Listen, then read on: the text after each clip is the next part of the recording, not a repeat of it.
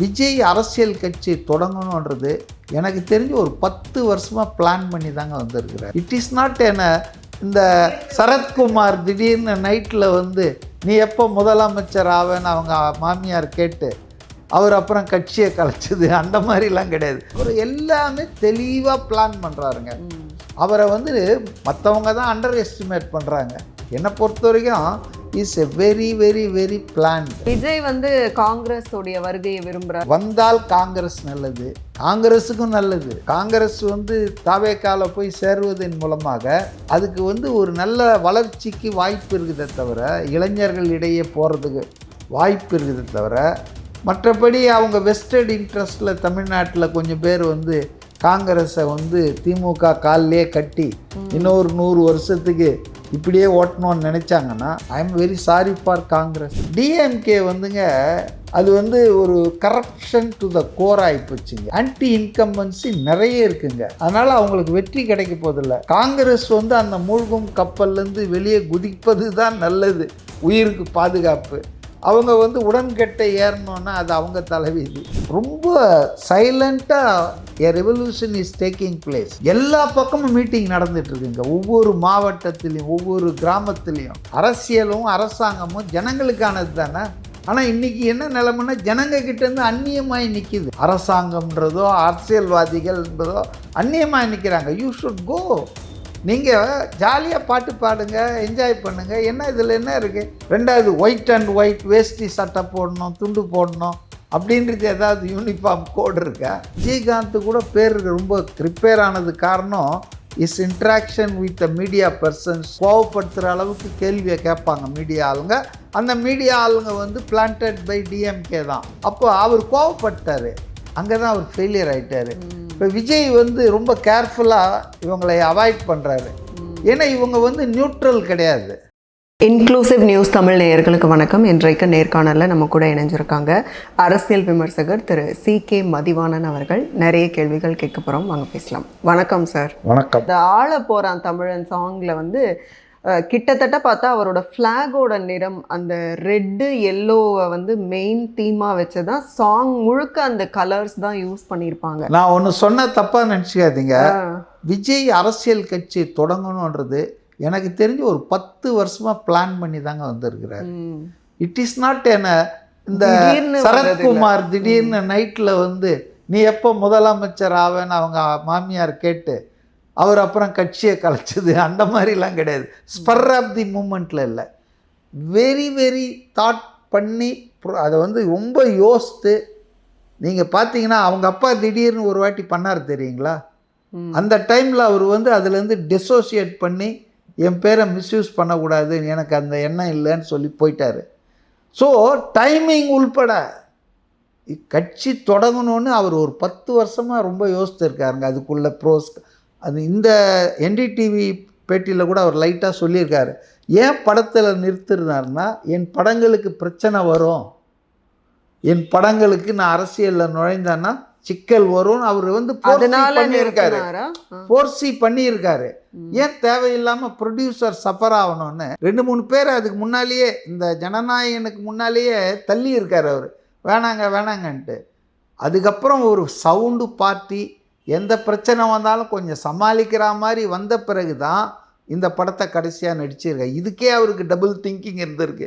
நம்ம அரசியலில் வரப்போகிறோம், இதனால் பிரச்சனை வரும்ன்றது அவர் எல்லாமே தெளிவாக பிளான் பண்ணுறாருங்க.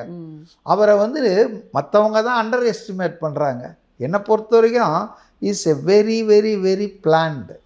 அவர் அரசியல் கட்சி தொடங்குந்து பேர் வச்சது, இப்போ நீங்கள் சொல்கிறீங்களா மஞ்சள் சிகப்பு, இது ஒரு 7-8 வருஷமாக அவர் திங்க் பண்ணியிருக்காருங்க. உள்ளுக்குள்ளவே வச்சு ஊற வச்சிருக்காரு. அதுக்கான கொடி மெர்சல் வரும்போதே அவர் வந்து ஃப்ளாகோட கலர்லாம் அப்போவே யோசிச்சு வச்சிருக்கிறாரா? இன்னும் கூட கொஞ்சம் முன்னால் போய் பார்த்தீங்கன்னா சர்க்கார் படம் அப்போ இல்லை, அவர் வந்துங்க அவருக்கு அரசியல் இன்ட்ரெஸ்ட் இருக்குதுன்றது நம்ம ஜோதிமணி ஒரு MP சொன்னாங்க இல்லையா, போன மாதமோ ஏதோ ஒரு பிரச்சனை வரும்போது, விஜய் என்ன எங்களுக்கு ஒன்றும் புதியவர் இல்லை, அவர் வந்து ஏற்கனவே ராகுல் காந்தியை போய் சந்தித்தார், ஏதோ அது 10 என்னது வருஷத்துக்கு விஜய் வந்து காங்கிரஸ் உடைய வருகையை விரும்புறார், விசிகாவுடைய வருகையை விரும்புறாருன்னு நாங்க புரிஞ்சுக்க முடியுது. ஆனா காங்கிரஸ் நிலைப்பாடு அவ்வளோ ஈஸியா வர மாதிரி இல்லைன்னு இருக்கு. அதாவதுங்க, அவர் வந்து விரும்புகிறாருன்னு சொன்னால் ஒத்த கருத்துள்ள ம். இயற்கையாகவே ஒரு செக்குலர் அவருடைய அந்த கான்செப்டுக்கு ஒத்த கருத்து உள்ளவங்க இவங்கெல்லாம் அவர் எதிர்பார்க்க.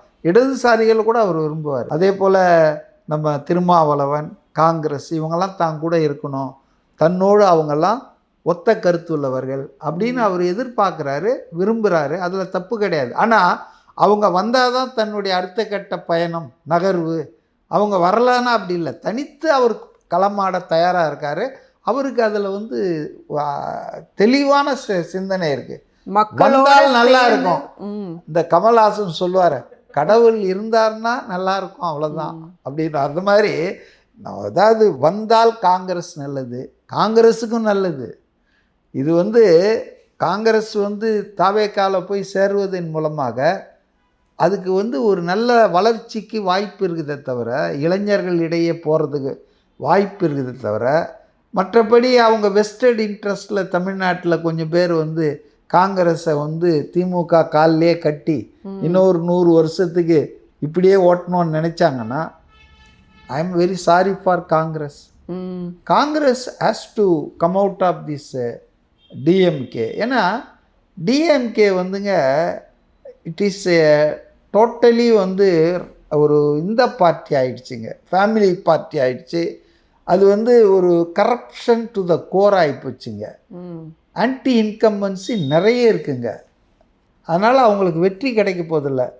காங்கிரஸ் வந்து அந்த மூழ்கும் கப்பல்லேருந்து வெளியே குதிப்பது தான் நல்லது, உயிருக்கு பாதுகாப்பு. அவங்க வந்து உடன்கட்டை ஏறணுன்னா அது அவங்க தலைவிதி. நம்ம என்ன சொல்ல முடியும்? விஜய் சொல்லும்போது மக்களோட சேர்ந்து மற்றதெல்லாம் நான் பார்த்துக்கிறேன் அப்படின்னா அது என்னது? அப்போ கூட்டணி வரலன்னா மக்களோட சேர்ந்து இல்லை, அவர் என்ன சொல்கிறாருன்னா, நீங்கள் போய் தேர்தல் வேலை அந்த வாக்காளர்களை கொண்டு போகிற வேலையை மட்டும் பாருங்கள். இந்த கூட்டணி பிஸ்னஸ் யார் கூட சேர்க்கறது இதெல்லாம் நான் பார்த்துக்கிறேன், கேம்பெயின் அதெல்லாம் நான் பார்த்துக்கிறேன். நீங்கள் உங்கள் வேலையை ஒழுங்காக பாருங்கள், மனசை போட்டு அழட்டிக்காதீங்க அப்படின்றது தான் அந்த செய்தியை தான் சொல்கிறாரு. நீங்கள் போய் களமாடுங்கள், களத்தில் இன்றைக்கி நீங்கள் பல செய்திகள் வெளியே வர்றது இல்லைங்க. நான் அங்கே போகும்போது பல தலைவர்களை சந்தித்தேன். செங்கோட்டையன், நம்ம ராஜ்மோகன், இப்படி பல தலைவர்கள் பார்த்தேன். எல்லாருமே என்ன சொல்கிறாங்கன்னா, நேற்று திருநெல்வேலி இங்கே மீட்டிங், அங்கே மீட்டிங்னு, செங்கல்பட்டில் மீட்டிங்னு தமிழ்நாடு பூரா ஒரு பிரச்சாரம் நடந்துக்கிட்டே இருக்குது. அதை எந்த பத்திரிகையும் எந்த செய்தியும் பெருசாக கண்டுக்கிறது இல்லை. ஆனால் ரொம்ப சைலண்ட்டாக எ ரெவல்யூஷன் இஸ் டேக்கிங் பிளேஸ். எல்லா பக்கமும் மீட்டிங் நடந்துகிட்ருக்குங்க, ஒவ்வொரு மாவட்டத்துலேயும் ஒவ்வொரு கிராமத்துலேயும். இப்போ ஏதோ ஒரு 2 தேதி ஏதோ பிப்ரவரியில் முடிவு பண்ணியிருக்காங்க, தமிழ்நாடு பூரா மீட்டிங் போட போகிறாங்க. ஸோ அதனால் they are doing work in the field. நம்ம தான் விஜய் வரல, விஜய் வெளியே வரல, விஜய் மீட்டிங் போடலன்னு கேட்டுட்ருக்கோம். பட் அந்த கட்சி நகர்ந்துட்டுருக்குது, அது வந்து களப்பணியில் ரொம்ப ஈடுபட்டுருக்கு. இப்போ இந்த அருண்ராஜ் டாக்டர் அவர் கூட அந்த இது டூர் போயிட்டுருக்காங்க, மக்கள்கிட்ட நேராக இன்புட் வாங்குகிறாங்க அவங்களுடைய அந்த மேனிஃபெஸ்டோ தயாரிப்புக்கு. அதனால் வந்துங்க, I think that party is very very planning, நல்லா ரைட் டைரெக்ஷனில் மூவ் பண்ணிட்டுருக்காங்க. அலையன்ஸ் வந்தால் நல்லாயிருக்கும், வரலன்னா ஓகே ஃபைன். 234 தொகுதியிலையும் ஆனால் அநேகமாக 2-3 கட்சியோடு பேசிகிட்டு இருக்காங்கன்னு நினைக்கிறேன். அது வந்து வந்துடும்னு நினைக்கிறேன், சிறிய கட்சிகள். காங்கிரஸ் வருமானது $1 மில்லியன் கொஸ்டின். அது வந்தால் அதற்கு நல்லது, வரலன்னா அதுக்கு தான் தீங்கு தவிர வேறு ஒன்றும் இல்லை. ஸோ தனியாக தான் அவங்க போகிறதுக்கு தயாராக இருக்காங்க. 234 தொகுதிக்கும் அவங்க வந்து ஆன்லைனில் எல்லாரையும் இதெல்லாம் கேட்டிருக்காங்க. அவங்க வந்து சர்வே பண்ணுறாங்க, ஒவ்வொருத்தருக்கு இருக்கக்கூடிய வாய்ப்பு. இன்னொன்று, எம்ஜிஆர் அவர்கள் காலத்தில் நான் இருந்ததில்லை, ஸோ அதனால் அவருக்கு எந்த மாதிரி ரெஸ்பான்ஸ் இருந்ததுன்னு என்னால் கணிக்க முடியல. ஆனாலுமே டிஎம்கே ஆகட்டும், ஏடிஎம்கே ஆகட்டும், பிஜேபி ஆகட்டும், இத்தனை கட்சிகள் இருக்கும்போது கட்சியினுடைய தலைவர் வந்து கட்சியோட விழாவுக்கே வராரு அப்படின்னா கூட ரொம்ப ஜோவியலா நீங்க சொன்ன மாதிரி ரொம்ப ஜோவியலா அங்க இருக்கிறவங்க வந்து லவ் யூ சொல்றாங்க, திருப்பியும் வந்து ஹார்ட் சிம்பல் காமிக்கிறது, இதெல்லாம் வந்து ரொம்ப புதுசா இருக்கு. ஸோ இந்த போக்கு ஜெனரேஷன் அப்படிங்கிறது கேப்புங்க. உங்களுக்கு புரியல. நீங்க வந்து ஒரு புதிய ஜெனரேஷன். அங்க இருக்கிற க்ரௌட் எல்லாம் லெஸ் தென் 35 இல்ல இல்ல 30. அரசியல் கட்சிகள்னாவே ரொம்ப மரியாதையா ரொம்ப ரெஸ்பெக்ட்ஃபுல்லா தான் வந்து தலைவர்னா பயம் இருக்கும் பார்த்துருக்கோம், ரெஸ்பெக்ட் இருக்கும் பார்த்துருக்கோம். பட் இந்த டுவர்ட்ஸ் நீங்க வந்து டைரக்ட்லி வந்து வெஸ்டர்ன் கண்ட்ரீஸ்ல டான்ஸ் ஆடினார். அதை பார்த்தீங்களா நீங்க? விஜய் அது பார்த்தீங்களா? பார்த்தேன். நாட்டுப்புற கலைஞர்களோடு அவர் போய் மேடையில் போயிட்டு அடிங்கன்னு சொல்லிட்டு அவர் டான்ஸ் ஆடினார். ஒரு 4-5 ஸ்டெப் போட்டு ஆடினார். People have enjoyed. நீங்கள் வெஸ்டர்னில் போயிட்டு பார்த்தீங்கன்னா ட்ரம்ப் டான்ஸ் ஆடுவார், பிரசிடென்ஷியல் கேண்டிடேட் வில் ஷேக்.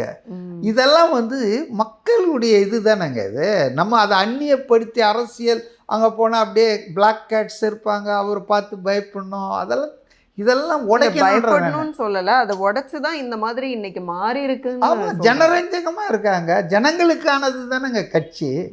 அரசியலும் அரசாங்கமும் ஜனங்களுக்கானது தானே. ஆனா இன்னைக்கு என்ன நிலைமைன்னா ஜனங்க கிட்ட இருந்து அந்நியமாய் நிக்குது. அரசாங்கம்ன்றதோ அரசியல்வாதிகள் என்பதோ அந்நியமாய் நிற்கிறாங்க. You should go. நீங்க ஜாலியா பாட்டு பாடுங்க, என்ஜாய் பண்ணுங்க. என்ன இதுல என்ன இருக்கு? ரெண்டாவது ஒயிட் அண்ட் ஒயிட் வேஷ்டி சட்டை போடணும், துண்டு போடணும் அப்படின்றது ஏதாவது யூனிஃபார்ம் கோடு இருக்கா? அதனால் you enjoy your pant shirt போடுங்க. நியூ ஜென் லீடர்ஸ்லாம் பாருங்கள், இப்போ எல்லாருமே பேண்ட் ஷர்ட் போடுறாங்க. அதனால் வந்துங்க காலம் மாறிட்டுருங்க. We are living in a social media era. இன்னைக்கு மொபைல் ஃபோன் இல்லாத வீடு கிடையாது, ஆள் கிடையாது. அப்போ வந்து டேட்டா இல்லாத ஆள் கிடையாது. பேட்டா கிடைக்காம கூட இருப்பாங்க, டேட்டா இல்லாமல் இருக்கவே மாட்டாங்க. ஏன்னா இன்னைக்கு அப்படி தான். பேப்பர் படிக்காமல் இருப்பாங்க, ஆனால் சோஷியல் மீடியா பார்க்காம இருக்க மாட்டாங்க. So social media revolution has taken place. உங்கள் கேம்பெயின் மெத்தடே மாற்றிடுச்சு. நீங்கள் போய் பழைய மாதிரி ரோடாக அலையணும், வெயிலில் மழையில் ஒவ்வொருத்தராக பார்த்து கும்பிடு, நாடகம் நடிக்கணும், இதெல்லாம் தேவையே இல்லை. ஒரு இடத்துல நீங்கள் பேசுனா 1,00,000 பேர் பார்த்துக்கிறான், கோடி பேர் பார்த்துக்கிறான் லைவா. ஈரோட்டில் பேசுகிறாருன்னா that's not meant for Erode alone. 234 தொகுதிக்கும் போய் சேர்ந்துடுது. ரீச் ஆகிட்டார். அவர் தான் சொன்னார், எல்லாரும் அரசியல் கட்சி ஆரம்பிச்சுட்டு ஒரு வீடாக போக பார்ப்பாங்க, நான் எல்லார் வீட்லேயும் போயிட்ட பிறகு தான் அரசியல் கட்சி ஆரம்பிச்சிருக்கேன்னு சொன்னார். ஸோ இஸ் வெரி கிளாரிட்டியாக இருக்காருங்க. எனக்கு ரொம்ப அவரை பார்க்கும்போது மரியாதை அதிகமாகிட்டே தான் போகுது. எப்படி இந்த வயசில் இவ்வளோ கிளாரிட்டி, இவ்வளோ சோபரிட்டி, இவ்வளோ வந்து ஒரு மெச்சூரிட்டி. நீங்களே பேசும்போது சொன்னது கூட, ஒரு நெருக்கடி அப்படின்னு வரும்போது அதை வந்து ஒரு உடனடியாக நமக்கு கோவம் தான் வரும், ஒரு ஆக்ரோஷம் தான் வரும். சாதாரண அப்படிதான் இருப்பாங்க. சைக்காலஜி அப்படி ரியாக்ட் பண்றது ரொம்ப ஈஸி. ஆனா அதை வந்து உள்வாங்கிட்டு அமைதியாக கடந்து போறது ரொம்ப ரொம்ப அதுதான் அவருடைய மிகப்பெரிய வெற்றிக்கான அடித்தளம் நான் நினைக்கிறேன். அதையும் நான் சொன்னேன். இந்த நிதானம் தான் உங்கள் வெற்றிக்கு அடித்தளமாக இருக்க போது, உங்கள் கட்சிக்கு அடித்தளமாக. அது வந்து உண்மையிலேயே 51 வயசில் இவர் எப்படி இந்த மோன நிலைக்கு ஆளானார்? ஏன்னா நம்மெல்லாம் பார்த்துட்டு தானே இருக்கிறோம். கோபம் எப்படி வருது, தூக்கி போடுவாங்க, அடிச்சிருவாங்க பொது வெளியிலேயே. இப்போ சீமான் ஏதோ பிரச்சனை மேடையிலேருந்து இறங்கி அடிக்க போயிட்டாரு, நம்ம பார்த்துருக்குறோம். அவரும் ஒரு அரசியல் கட்சி நடத்திட்டு இருக்கார் 16 வருஷமாக. என்ன மாதிரிலாம் கோவப்படுவார். பத்திரிகை நிருபரையே அவர் வந்து இது பண்ணுறாரு சில நேரங்களில். அப்போது அது எல்லாம் பார்த்த பிறகு ஈவன் விஜயகாந்த் கூட பேர் ரொம்ப ப்ரிப்பேர் ஆனது காரணம் is interaction with the media persons was rude. He was provoked. Of course he was provoked. அவரை வந்து கோவப்படுத்துகிற அளவுக்கு கேள்வியை கேட்பாங்க மீடியா ஆளுங்க. அந்த மீடியா ஆளுங்க வந்து பிளான்டட் பை டிஎம்கே தான். அப்போ அவர் கோவப்பட்டார், அங்கே தான் அவர் ஃபெயிலியர் ஆகிட்டார். இப்போ விஜய் வந்து ரொம்ப கேர்ஃபுல்லாக இவங்களை அவாய்ட் பண்ணுறாரு. ஏன்னா இவங்க வந்து நியூட்ரல் கிடையாது. They are coming with an aim to provoke somebody, get some answer, அதை ப்ராபகேட் பண்ணும் அப்படின்னு நினைக்கிறாங்க. அதனால் அவர் ரொம்ப தெளிவாக இருக்கிறாரு. ஏன் மீடியா அவர் பார்க்க மாட்டேன். மீடியா வந்து நியாயமாக இல்லை, அது வந்து நடுநிலையாக இல்லை. அதனால் அவர் அவாய்ட் பண்ணுறாரு. மிக்க நன்றி உங்களுடைய நேரத்துக்கும் உங்களுடைய விரிவான விளக்கங்களுக்கும். மீண்டும் இன்னொரு சந்தர்ப்பத்தில் பேசலாம். நன்றி சார்.